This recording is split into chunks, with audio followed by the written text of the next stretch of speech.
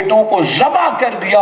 امام حسین کا سر نیزے پر بہن دیکھ رہی ہے اور جسد مبارک خون اور مٹی میں تر بہن دیکھ رہی ہے۔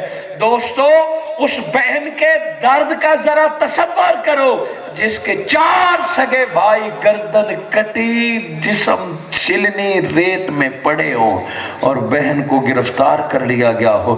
سیدہ زینب کو صبح حکم دیا گیا کہ یہ قافلہ چلایا جائے۔ حاضرین مکرم، ابن سعد بدبخت نے 11 محرم کو یزید کے سپاہیوں کو پہچان کرا کے ان کے جنازے بھی پڑے اور ان کو دفن کر دیا، اور 11 محرم کو قافلہ روانہ کرتے وقت امام حسین اور آپ کی ساری آل اور کربلا کے شہیدوں کو اسی طرح چھوڑ دیا اور قافلے کو چلنے کا کہا، دفن کرنے کی بھی اجازت نہ دی، شہیدوں کے بدن سے مٹی ہٹانے کی بھی اجازت نہ دی۔ میں بات سنا رہا ہوں آپ کو بیٹیوں کی، سارے کربلا کی نہیں۔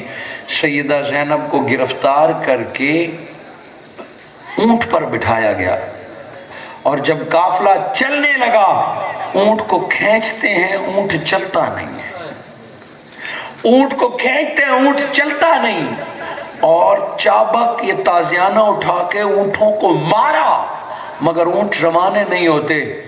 ایک ظالم نے حضرت امام زین العابدین کے پھٹے ہوئے کرتے جس میں جسم نظر آ رہا ہے، وہی چمڑے کا چابک یا تازیانہ جسم اولاد علی پر مارا کہ اونٹ چلتے کیوں نہیں ہیں۔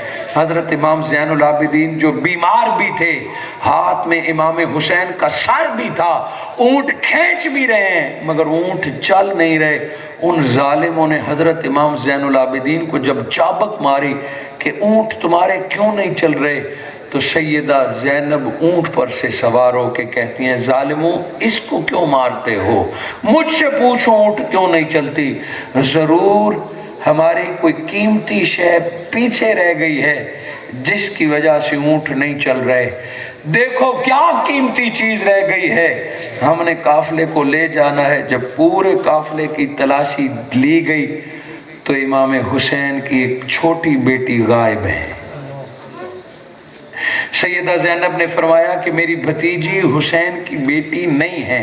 کسی ظالم نے کہا مر کھپ گئی ہوگی، کہا تیرے منہ میں خواب کچھ دیر پہلے ہمارے پاس تھی، رات ہمارے پاس گزاری ہے، اب نہیں ہے۔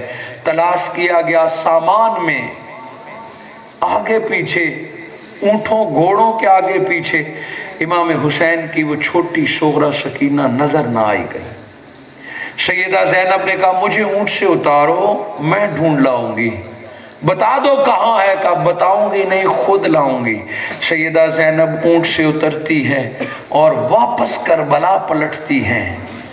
کربلا میں باقی لوگوں کے جسد سے ہوتے ہوتے جب سیدہ زینب اپنے بھائی حسین کے کٹے ہوئے سر کٹے ہوئے بدن پہ پہنچتی ہے تو چھوٹی بیٹی امام حسین کی امام حسین کے سینے پہ سر رکھ کے زاروں قطار رو رہی ہے اور اپنے بابا کے کاندھے پکڑ پکڑ کے کہتا ہے بابا اٹھئے، قافلہ واپس جا رہا ہے، آپ بھی میرے ساتھ چلیے، بابا اٹھئے میرے ساتھ چلیے، آپ ہمارے ساتھ آئے تھے میرے ساتھ چلیے۔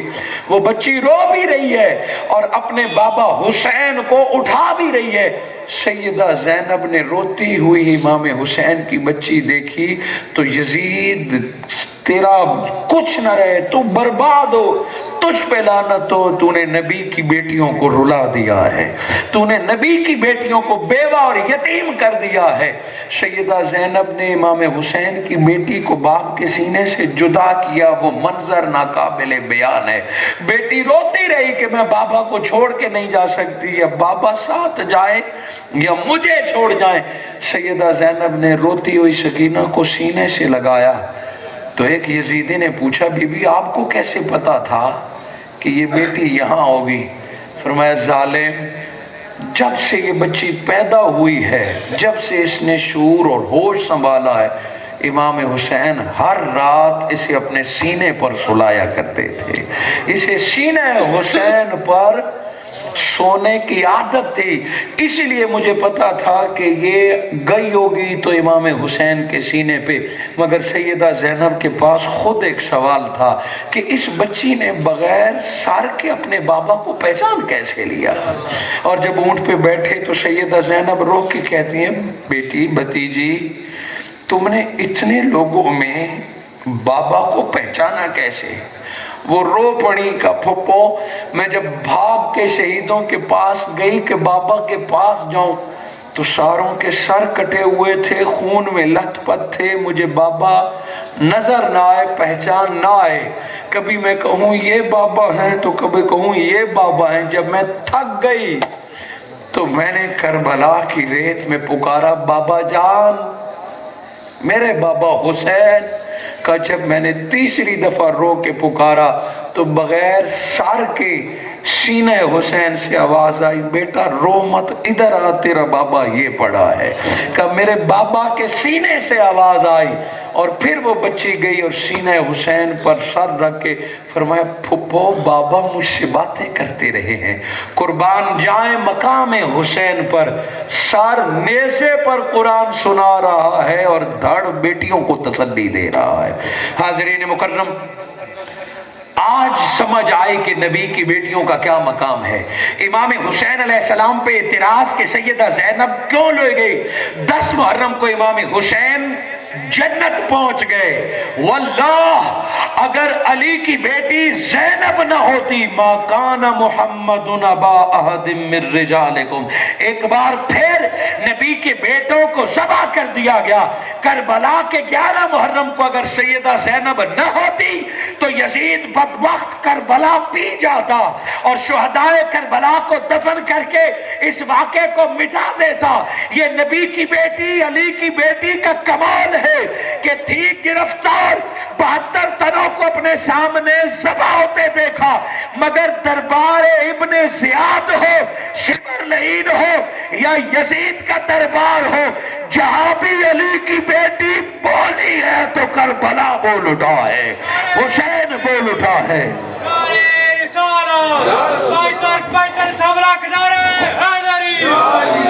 ये आज करबला का जितना पैगाम है, इमाम हुसैन ने करबला बपा किया। और आज करबला का जितना पैगाम है, जालिम के सामने डट जाने का जितना फलसफा है, झूठे और दीन दुश्मन ज़ाहिरी दीनदार के चेहरे से पर्दा हटाया, यजीद की यजीदियत से वाकिफ किया, तो सलाम सैयदा ज़ैनब, ये आपकी कुर्बानियों ने किया है। पैगाम करबला, दर्द करबला, पैगाम इनकलाब आज हम तक पहुंचा है तो नबी की बेटी से पहुंचा है। क्योंकि इमाम ज़ैनुल आबिदीन बीमार थे और फिर सैयदा ज़ैनब ने हज़रत इमाम ज़ैनुल आबिदीन की हिफाजत की, परवरिश की, पाला पोसा। मेरे दोस्तों, जिस सफ़र की मैंने बात की है, इमाम हुसैन अलैहिस्सलाम के सर और इमाम हुसैन की बहन और इमाम हुसैन के बेटे, ये सारे यजीद के कब्ज़े में थे। हाज़रीन मुकर्रम, 10 मुहर्रम को इमाम हुसैन शहीद हुए और सफ़र का महीना आगाज़ हुआ। वो बहन गिरफ्तार है और भाई का सर रोज़ाना सामने पड़ा होता है, कटा हुआ सर भाई का बहन के सामने रोज़ाना पड़ा हुआ होता है। और ये काफ़िला जब यजीद ने भेजा मदीनातुल मुनव्वरा तो सैयदा ज़ैनब ने फरमाया कि ए काफ़िला ले जाने वाले, एक बात है, अगर मान ले तो इसका अजर दे देंगे, इसका सिला दे देंगे। काफ़िले के सालार ने कहा क्या? का डायरेक्ट मदीना ले जाने की बजाय उस रास्ते से ले जा के रास्ते में करबला आता हो। ये काफ़िला दोबारा शाम दमिश्क से होता हुआ 20 सफ़र को करबला पहुंचता है, यानी 40 दिन हो गए। 20 सफ़र को सैयदा ज़ैनब अपने भाई का सर लेके करबला पहुंचती हैं। और जब करबला पहुंचती हैं तो अब किससे पूछेंगी कि इमाम हुसैन की कब्र कौन सी है, क्योंकि इमाम हुसैन को तो और लोगों ने दफन किया। वहाँ एक करीब कबीला था, 3 दिन के बाद वो आया जिन्होंने शुहदाए करबला को दफन किया। اب سوال یہ تھا کہ بہن کس سے پوچھیں گی کہ بھائی حسین کی قبر کون سی ہے، بھتیجے علی اکبر کی قبر کون سی ہے؟ امانت پاس تھی، بہن کے پاس سر ہے، مگر یہ قافلہ سروں سمیت ایک بہن کی سرپرستی میں جب کربلا میں داخل ہوتا ہے تو ایک قبر سجی ہوئی ہے اور اس کے ساتھ ایک شخص لپٹ کے قرآن پڑھ رہا ہے۔ جب قافلہ کربلا میں داخل ہوا تو وہ قبر سے لپٹا ہوا قرآن پڑھنے والا شخص اٹھتا ہے تو وہ بوڑھا بھی ہے اور نابینا بھی ہے، اور جب قافلے کے قریب آئے تو دیکھا کہ وہ نابینا صحابی حضرت جابر بن عبداللہ ہیں۔ پوچھا آپ یہاں کیا؟ فرمایا آل نبی، میں مدینہ میں تھا جب حسین کی شہادت کا پتہ چلا تو میں فوراً مدینہ سے کربلا آ گیا۔ امام حسین کی قبر انور کا پہلا زائر اور پہلا مجاور صحابی رسول تھا۔ آج امام حسین کی قبر پہ جانا یا ان کو یاد کرنا یا ان کے لیے رونا یہ بدعت نہیں ہے، پہلے زائر صحابی کی سنت ہے۔ جو زائر کربلا، یہ کسی مسلک یا کسی شیعہ کی سنت نہیں ہے کہ بندہ کربلا امام حسین کی قبر کی نیت سے جائے، یہ میرے آقا محمد مصطفیٰ کے صحابہ کی سنت ہے۔ سیدہ زینب نے اس صحابی رسول کا وہ جذبہ کہ یہ امام حسین کی قبر ہے اور اس دن سے بیٹھ کے میں یہاں قرآن پڑھ رہا ہوں، سیدہ نے وہ سر لیا اور امانت امام حسین کے حوالے کر دی، دفن کر دیا۔ یہ 20 صفر کا دن تھا اور وہاں سے یہ قافلہ چلا اور ربیع الاول کے ابتدائی دنوں میں یہ لٹا پٹھا قافلہ دوبارہ مدینہ پہنچتا ہے۔ بیٹی سے بات کا آغاز کیا، علی کی بیٹی مدینہ المنورہ پہنچ کے رو کے کہتی ہے یا رسول اللہ، آپ کی امت نے سب کچھ لوٹا، جو بچا کے آئی ہوں دوبارہ آپ کے حوالے کرتی ہوں۔ اب آگے اس عورت سے زیادہ حوصلہ نہیں، اپنی نسل سنبھالیے۔ خالق کائنات نے امام زین العابدین اور امام حسن مجتبیٰ کی اولاد کو وہ برکتیں عطا فرمائی ہیں کہ آج بھی زمین پر فاطمہ الزہرا کی اولاد راج کر رہی ہے، اور ادنا سے ادنا سید بھی ہماری آنکھوں کا تارا ہے۔ ادنا سے ادنا سید، پانچ تن پاک کا مقام تو بہت بلند ہے، ادنا سے ادنا سید بھی ہماری آنکھ کا تارا ہے۔ اور یہ مت سمجھیے کہ یہ کسی اور کا قول ہے، امام احمد رضا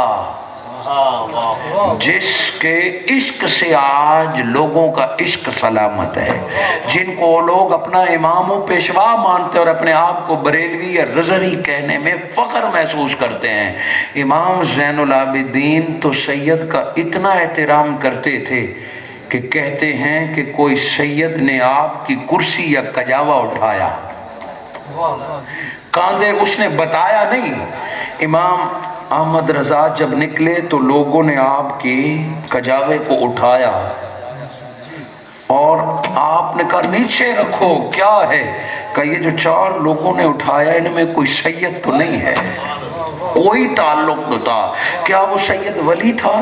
کیا وہ سید نبی کے زمانے تھا؟ فقط سید زادہ تھا۔ ایک نے اور سر جھکایا، حضور میں آپ کا عاشق، میں آپ کا شاگرد، میں آپ کا چاہنے والا سید ہوں۔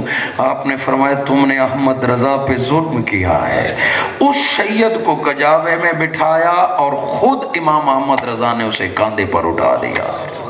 آج امام احمد رضا کے ماننے والے ہم یہ بیان کرتے ہیں۔ سید امام احمد رضا بریلوی رحمت اللہ علیہ اندر تشریف فرما ہے کہ کسی نے کہا سیدوں کو خدمت تو کرو۔ امام احمد رضا نے یہ جملہ سنا تو دوڑتے ہوئے باہر آئے، جو کچھ پاس تھا، جتنا کچھ تھا سب کچھ سید کے حوالے کر دیا، جو کچھ پاس تھا سب کچھ سید کے حوالے کر دیا۔ وہ بھی علی کا خون تھا، اس نے اپنی ضرورت کا اٹھا کے باقی امام احمد رضا کو واپس کر دیا کہ میری اتنی ضرورت ہے، مجھے اور نہیں چاہیے۔ امام احمد رضا نے اپنے سارے شاگردوں اور ساروں کو بلایا کہ سید کے بیٹے نے سوال کیوں کیا ہے، یہ تمہاری غفلت ہے، خبردار جو آئندہ کبھی کسی نے سید خبردار جو آئندہ سید کے سوال سے پہلے ضرورت پوری نہیں ہوئی، میرا سب کچھ سیدوں پر قربان کر دیا جائے۔ میں اور اس سے زیادہ مثال آپ کو کیا دوں؟ آج آل مصطفیٰ کا ادب، آج ادنا سے ادنا سید بھی وہ اپنے اعمال اور کردار کا جواب دے رب کو ہے، ہم اس کے ٹھیکیدار نہیں ہیں، ہم اس کے ٹھیکیدار نہیں ہیں۔ حضور صلی اللہ علیہ وآلہ وسلم، ایک شخص میرے آقا صلی اللہ علیہ وآلہ وسلم خواب میں انہیں آیا کرتے تھے اکثر۔ آج میرے آقا صلی اللہ علیہ وآلہ وسلم خواب میں آئے تو راوی کہتا ہے وہ فرماتے ہیں کہ رخ دوسری طرف پھیر لیا۔ خواب میں میرے آقا نے رخ دوسری طرف پھیر لیا۔ جب حضور صلی اللہ علیہ وآلہ وسلم نے رخ دوسری طرف پھیرا،